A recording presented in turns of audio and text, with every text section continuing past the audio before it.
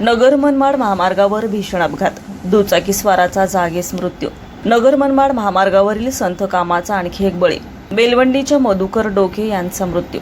नगर मनमाड महामार्गावर राहुरी कृषी विद्यापीठ परिसरात शनिवारी दिनांक 16 मे रोजी सायंकाळी 6:45 वाजताच्या सुमारास कंटेनर आणि दुचाकी यांच्यात झालेल्या भीषण अपघातात एका दुचाकीस्वाराचा जागीच दुर्दैवी मृत्यू झाला।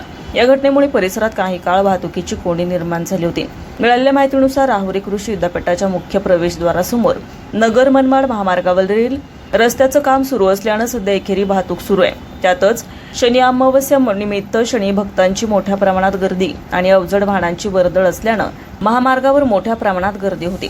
याच दरम्यान मधुकर डोके वय वर्ष 50 राहणार बेलवंडी तालुका श्रीगोंदा हे आपल्या MH42D 4395 या बजाज कंपनीच्या दुचाकीवरून राहुरीच्या दिशेने जात होते। त्यावेळी समोरून येणाऱ्या एका अज्ञात वाहनाने त्यांच्या दुचाकीच्या हँडलला अचानक कट मारल्यानं ते आपल्या दुचाकीसह रस्त्यावर कोसळले। त्याचवेळी शेजारून जात असलेला कंटेनर क्रमांक MH04 HY 3427 मागील चाकाखाली ते सापडल्याने आणि त्यांच्या डोक्यावरून कंटेनरचे चाक गेल्याने त्यांचा जागीच मृत्यू झाला।